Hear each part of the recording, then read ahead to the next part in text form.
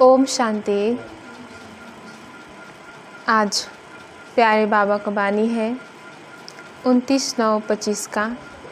आज बाबा सार में कहते हैं, मीठे बच्चे, बाप आए हैं तुम्हें ज्ञान का तीसरा नेत्र देने। क्यों आए हैं बाबा? हम सभी बच्चों को ज्ञान का तीसरा नेत्र देने, जिससे तुम सृष्टि के आदि मध्य अंत को जानते हो। किससे? ज्ञान की तीसरा नेत्र से। बाबा कहते हैं तुम सृष्टि के आदि मध्य अंत को जानते हो। प्रश्न में बाबा पूछ रहे हैं, शेरनी शक्तियाँ ही कौन सी बात हिम्मत के साथ समझा सकती हैं? शेरनी शक्तियाँ ही कौन सी बात हिम्मत के साथ समझा सकती हैं? उत्तर है, दूसरे धर्म वालों को यह बात समझाना है कि बाप कहते हैं तुम अपने को आत्मा समझो। बाबा कहते दूसरे धर्म वालों को यह बात समझाना है कि अपने को आत्मा समझो, परमात्मा नहीं। आत्मा समझकर बाप को याद करो तो विकर्म विनाश होंगे और तुम मुक्ति धाम में चले जाएंगे। परमात्मा समझने से तुम्हारे विकर्म विनाश नहीं हो सकते। स्वयं को परमात्मा समझने से विकर्म विनाश हो सकता है? नहीं। तो यही बात बाबा कहते दूसरे धर्म वालों को समझाना है। यह बात बहुत हिम्मत से शेरनी शक्तियाँ ही समझा सकती है। समझाने का भी अभ्यास चाहिए। गीत है, नयनहीन को राह दिखाओ, प्रभु पल पल ठोकर खाए। ओम शांति। बच्चे अनुभव कर रहे हैं, रूहानी याद की यात्रा में कठिनाई देखने में आती है। भक्ति मार्ग में दर दर ठोकरें खानी ही होती है। अनेक प्रकार के जप तप यज्ञ करते, शास्त्र आदि पढ़ते हैं, जिस कारण ही ब्रह्मा की रात कहा जाता है। आधा कल्प रात, आधा कल्प दिन। ब्रह्मा अकेला तो नहीं होगा ना। प्रजापिता ब्रह्मा है तो जरूर उनके बच्चे कुमार कुमारियाँ भी होंगे। बाबा कहते हैं परंतु मनुष्य नहीं जानते हैं। बाप ही बच्चों को ज्ञान का तीसरा नेत्र देते हैं, जिससे तुमको सृष्टि के आदि मध्य अंत का ज्ञान मिला हुआ है।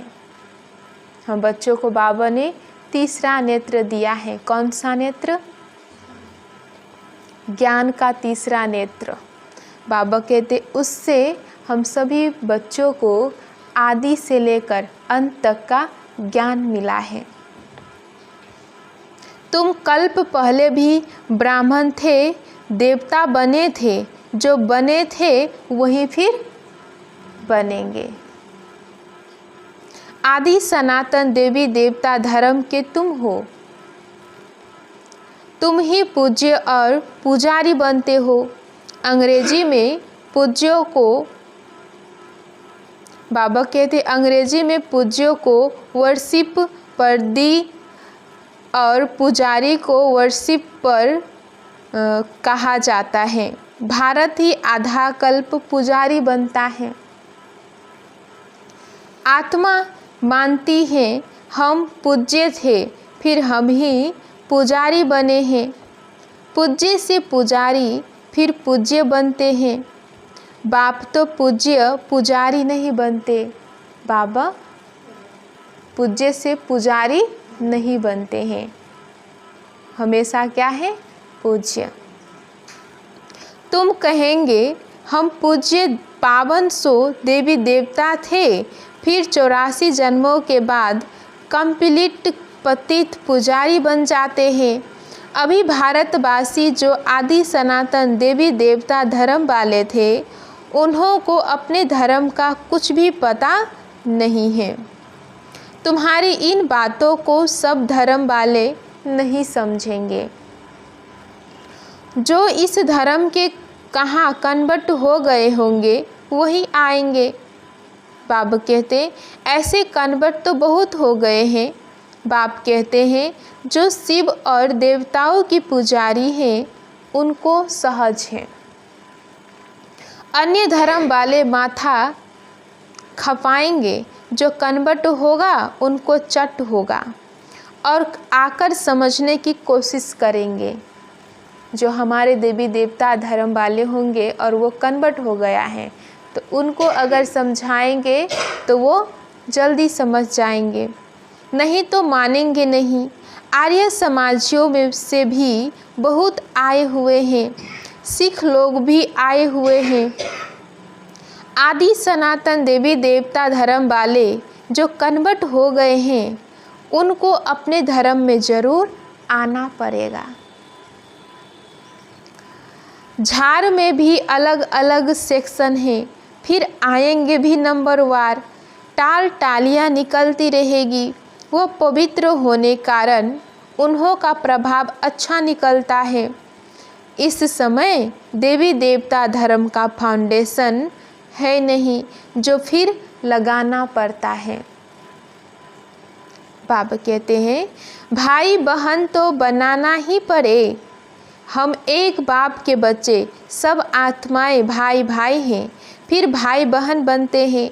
अब जैसे कि नई सृष्टि की स्थापना हो रही है। पहले पहले हैं ब्राह्मण। नई सृष्टि की स्थापना में प्रजापिता ब्रह्मा तो जरूर चाहिए। ब्रह्मा द्वारा ब्राह्मण होंगे। बाबा कहते हैं ब्रह्मा द्वारा ब्राह्मण होंगे। इनको रुद्र ज्ञान यज्ञ भी कहा जाता है। इसमें ब्राह्मण जरूर चाहिए। प्रजापिता ब्रह्मा की औलाद जरूर चाहिए। वह है ग्रेट ग्रेट ग्रैंड फादर। ब्राह्मण है पहले नंबर में चोटी वाले। आदम बीबी एडम ईव को मानते भी हैं। इस समय तुम पुजारी से पूज्य बन रहे हो। तुम्हारा सबसे अच्छा यादगार मंदिर दिलवाड़ा मंदिर है। नीचे तपस्या में बैठे हैं, ऊपर में राजाई, और यहाँ तुम चैतन्य में बैठे हो। यह मंदिर खलास हो जाएंगे फिर भक्ति मार्ग में बनेंगे। यह मंदिर फिर खलास होगा फिर भक्ति मार्ग आएगा तो बनेगा। बाबा कहते तुम जानते हो अभी हम राजयोग सीख रहे हैं, फिर नई दुनिया में जाएंगे। वो जड़ मंदिर तुम चैतन्य में बैठे हो, वो जड़ मंदिर, और हम सभी तपस्वी बच्चे चैतन्य में बैठे हैं। मुख्य मंदिर यह ठीक बना हुआ है, स्वर्ग को नहीं तो कहाँ दिखाएं। बाबा कहते हैं स्वर्ग को नहीं तो कहाँ दिखाएं, इसीलिए छत में स्वर्ग को दिखाया है। इस पर बहुत अच्छा समझा सकते हो। बोलो भारत ही स्वर्ग था, फिर अब भारत नर्क है। इस धर्म वाले झट समझेंगे, जो इस धर्म के होंगे वो झट समझ जाएंगे। हिंदुओं में भी देखेंगे तो अनेक प्रकार के धर्मों में जाकर पड़े हैं। हिंदू धर्म भी कितने धर्म में जाकर पड़े हैं। तुमको बहुत मेहनत करनी पड़ती है निकालने में। बाबा ने समझाया है अपने को आत्मा समझ मामेकम याद करो, बस, और कुछ बात ही नहीं करना चाहिए। जिनका अभ्यास नहीं उनको तो बात करनी भी नहीं चाहिए। बाबू कहते जिनको अभ्यास नहीं, बाबू कहते बात नहीं करनी चाहिए, नहीं तो बीके का नाम बदनाम कर देते हैं। अगर दूसरे धर्म वाले हैं तो समझाना चाहिए कि यदि तुम मुक्ति धाम में जाना चाहते हो तो अपने को आत्मा समझो, बाप को याद करो, अपने को परमात्मा नहीं समझो। अपने को आत्मा समझ बाप को याद करेंगे तो तुम्हारे जन्म जन्मांतर के पाप कट जाएंगे। और बाबा कहते हैं और मुक्ति धाम में चले जाएंगे। अगर स्वयं को आत्मा समझकर बाबा को याद करेंगे तो जन्म जन्मांतर के पाप कटेगा और हम सभी कहाँ जाएंगे? मुक्ति धाम। तुम्हारे लिए यह मन मना भव का मंत्र ही बस है, परंतु बात करने की हिम्मत चाहिए। शेरनी शक्तियाँ ही सर्विस कर सकती है। सन्यासी लोग बाहर में जाकर विलायत वालों को ले आते हैं कि चलो तुमको स्पिरिचुअल नॉलेज देवे। अब यह बाप को तो जानते ही नहीं, शिव बाबू को तो जानते ही नहीं। ब्रह्मा को भगवान समझ कह देते इसको याद करो, बस यह मंत्र दे देते हैं। जैसे किसी चिड़िया को अपने पिंजरे में डाल देते हैं, तो ऐसे ऐसे समझाने में भी टाइम लगता है। बाबा ने कहा था हर एक चित्र के ऊपर लिखा हुआ हो शिव भगवान वाच। बाबा कहते हैं तुम जानते हो इस दुनिया में धनी बिगर सब निधन के हैं। धनी बिगर बाबा नहीं मिला है तो सब निधन के हैं। पुकारते हैं तुम मात पिता हम बालक तेरे। अच्छा, उनका अर्थ क्या है? ऐसे ही बोलते रहते तुम्हारी कृपा से सुख घनेरे। अब बाप तुमको स्वर्ग के सुख के लिए पढ़ा रहे हैं, जिसके लिए तुम पुरुषार्थ कर रहे हो। जो करेगा वो पाएगा, जो करेगा वही न पाएगा, जो नहीं करेगा वो नहीं पाएगा। इस समय तो सब पतित हैं। पावन दुनिया तो एक स्वर्ग ही है, यहाँ कोई भी सतो प्रधान हो न सके। सतयुग में जो सतो प्रधान थे वही तमो प्रधान पतित बन जाते हैं। क्राइस्ट के पिछाड़ी जो उनके धर्म वाले आते हैं वह तो पहले सतो प्रधान होंगे ना, पहले पवित्र आत्मा रहते हैं। जब लाखों के अंदाज में होते हो तब लश्कर तैयार होता है लड़कर बादशाही लेने। उनको सुख भी कम तो दुख भी कम। तुम्हारे जैसा सुख तो किसी को मिल न सके। बाबू क्या कह रहे हैं सत्यनारायण भाई जी? तुम्हारे जैसा सुख तो किसी को नहीं मिल न सके। तुम अभी तैयार हो रहे हो। क्या हो रहे हैं? तैयार हो रहे हैं। कहाँ जाने के लिए? सुखधाम में आने के लिए। बाकी सब धर्म कोई स्वर्ग में थोड़े ही आते हैं। सर्व धर्म तो स्वर्ग में नहीं आएगा। हम सभी बच्चे जाएंगे ना। बाबा कहते तुम तैयार हो रहे हो। भारत जब स्वर्ग था तो उन जैसा पावन खंड कोई होता नहीं। जब बाप आते हैं तभी ईश्वरीय राज्य स्थापन होता है। वहाँ लड़ाई आदि की बात नहीं। लड़ना झगड़ना तो बहुत पीछे शुरू होता है। ये लड़ना झगड़ना सब पीछे शुरू होता है। पहले कब नहीं था लड़ना झगड़ना? सतयुग त्रेता में। भारतवासी इतना नहीं लड़ते हैं, थोड़े आपस में लड़कर अलग हो गए हैं। द्वापर में एक दो पर चढ़ाई करते हैं।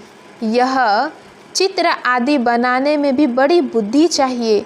यह भी लिखना चाहिए कि भारत जो स्वर्ग था सो फिर नरक जैसा कैसे बना है। आकर समझो। भारत सदगति में था, अब दुर्गति में है। अब सदगति को पाने के लिए बाप ही नॉलेज देते हैं। मनुष्यों में बाबा कहते हैं मनुष्यों में यह रूहानी नॉलेज होती नहीं, यह होती है परमपिता परमात्मा में। बाप यह नॉलेज देते हैं आत्माओं को। बाकी तो सब मनुष्य को ही देते हैं। शास्त्र भी मनुष्य ने लिखे हैं, मनुष्य ने पढ़ाए हैं।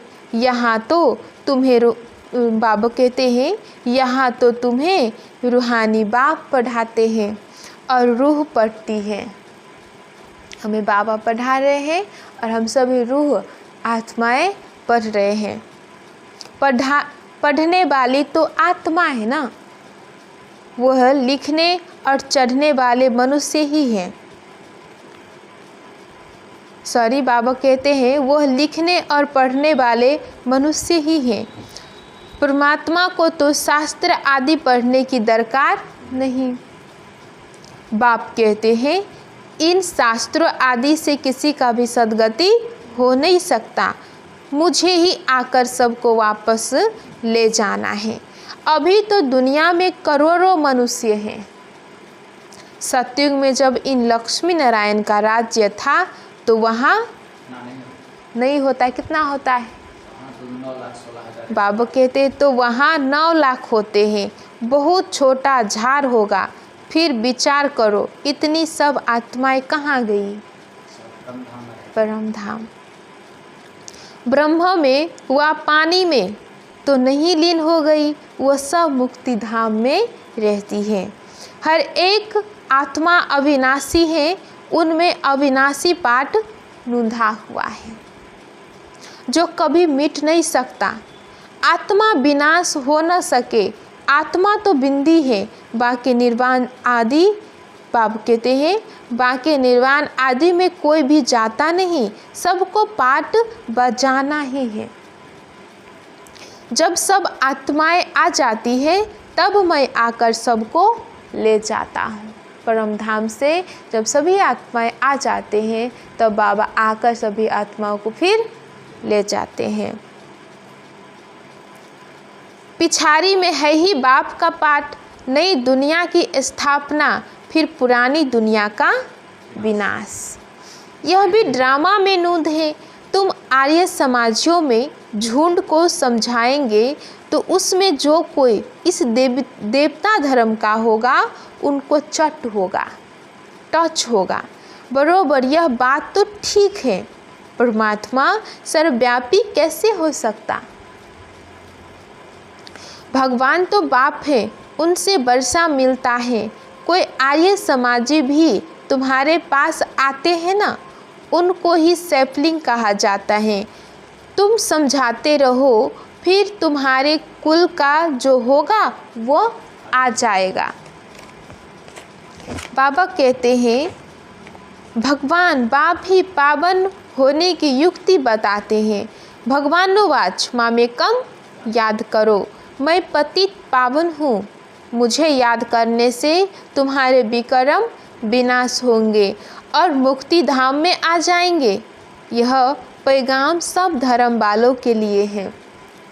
यह पैगाम बाबा कहते सर्व धर्म वालों के लिए है।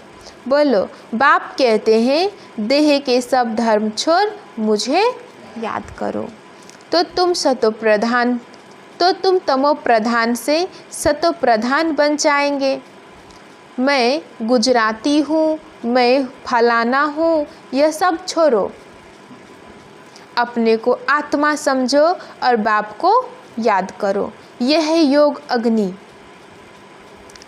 संभाल कर कदम उठाना है, सब नहीं समझेंगे। बाप कहते हैं पतित पावन मैं ही हूँ, तुम सब हो पतित। निर्वाण धाम में भी पावन होने बिगर आ न सके। निर्वाण धाम परम धाम में भी पावन होने बगैर बाबू कहते हैं आ न सके। रचना के आदि मध्य अंत को भी समझना है। पूरा समझने से ही उच्च पद पाएंगे। थोड़ी भक्ति की होगी तो थोड़ा ज्ञान समझेंगे, बहुत भक्ति की होगी तो बहुत ज्ञान उठाएंगे। बाप जो समझाते हैं उसको धारण करना है। वानप्रस्थियों के लिए और ही सहज है। बाबा कहते हैं वानप्रस्थियों के लिए और ही सहज है। गृहस्थ व्यवहार में किनारा कर लेते हैं। बाबा कहते हैं गृहस्थ व्यवहार से किनारा कर लेते हैं। वानप्रस्थ अवस्था 60 वर्ष के बाद होती है। गुरु भी तब करते हैं। आजकल तो छोटेपन में ही गुरु करा देते हैं, नहीं तो पहले नहीं तो पहले बाप, फिर टीचर, फिर 60 वर्ष के बाद गुरु किया जाता।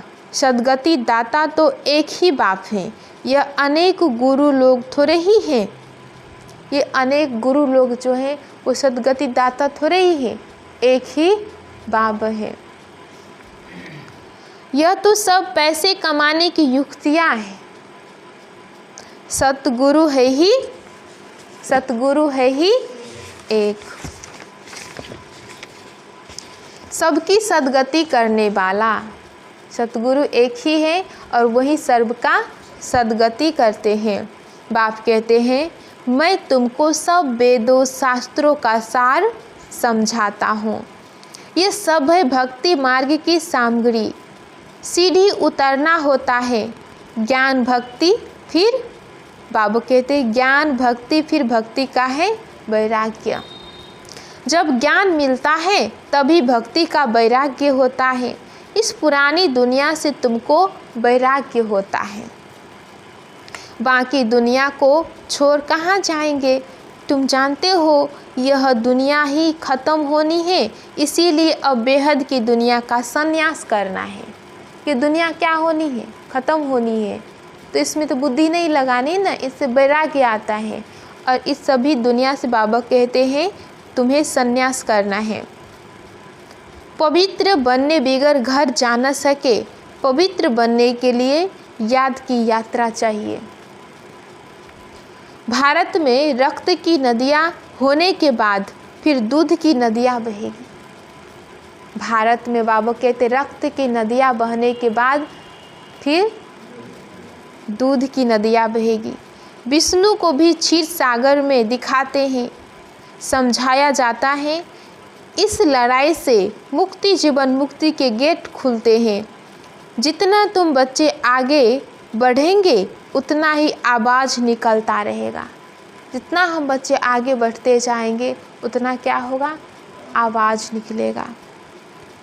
अब लड़ाई लगी की लगी, एक चिंगारी से देखो आगे क्या हुआ था। समझते हैं कि लड़ेंगे ज़रूर। लड़ाई चलती ही रहती है, एक दो के मददगार बनते रहते हैं। तुमको भी नई दुनिया चाहिए तो पुरानी दुनिया ज़रूर ख़त्म होनी चाहिए। हमें क्या चाहिए? नया दुनिया, स्वर्ग, सतयुग। तो फिर ये दुनिया को तो ख़त्म होना पड़ेगा। सत्यनारायण भाई जी, हमें क्या चाहिए? नई दुनिया चाहिए ना। अच्छा, मीठे मीठे सिक्की लधे बच्चों प्रति माता पिता बाप दादा का याद प्यार और गुड मॉर्निंग। रूहानी बाप की रूहानी बच्चों को नमस्ते। हम रूहानी बच्चों की रूहानी बाप दादा को याद प्यार और गुड मॉर्निंग। नमस्ते बाबा, नमस्ते मेरा बाबा, प्यारा बाबा, मीठा बाबा, शुक्रिया बाबा, शुक्रिया। धारणा के लिए मुख्य सार बाबा 1 नंबर में कहते हैं, यह पुरानी दुनिया अब ख़त्म होनी है। इसीलिए इस पुरानी बाबा कहते हैं इसीलिए इस दुनिया का संन्यास करना है। दुनिया को छोड़कर कहाँ जाना नहीं है, लेकिन इसे बुद्धि से भूलना है।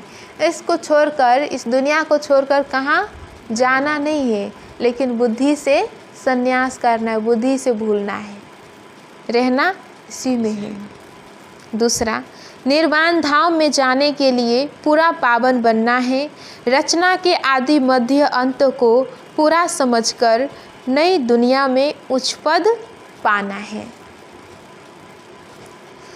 बाबा हम सभी बच्चों को वरदान दे रहे हैं, किसी भी आत्मा को प्राप्तियों की अनुभूति कराने वाले यथार्थ सेवाधारी भव।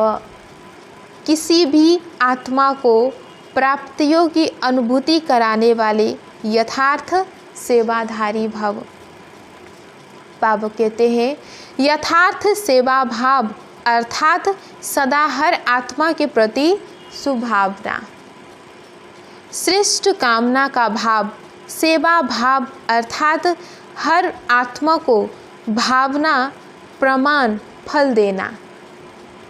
सेवा अर्थात किसी भी आत्मा को प्राप्ति का मेवा अनुभव कराना।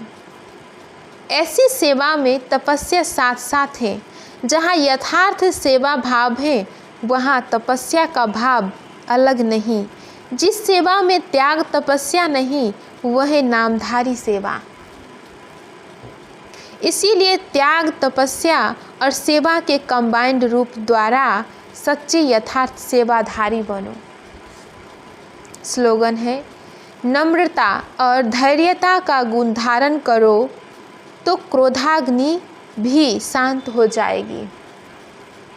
नम्रता और धैर्यता का गुण धारण करो तो क्रोधाग्नि भी शांत हो जाएगी।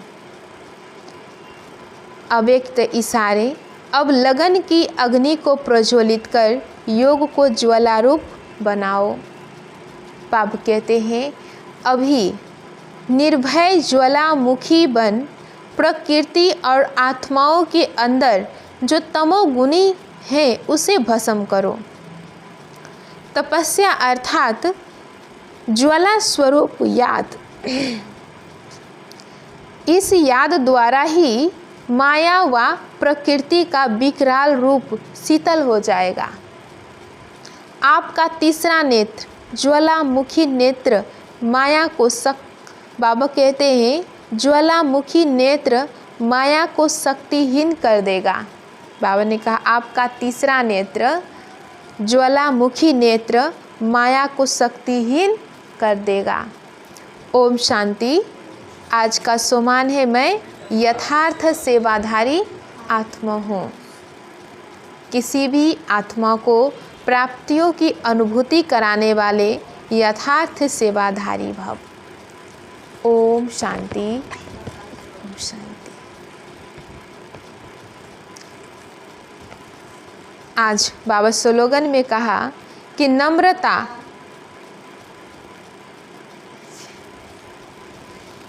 सभी सर पे हाथ रख के और सभी प्रतिज्ञा करेंगे। आज बाबा ने जो वरदान दिया है, किसी भी आत्मा को प्राप्तियों की अनुभूति कराने वाले यथार्थ सेवाधारी भव। स्लोगन में बाबा ने कहा, नम्रता और धैर्यता का गुण धारण करो तो क्रोधा अग्नि भी शांत हो जाएगी। ओम शांति।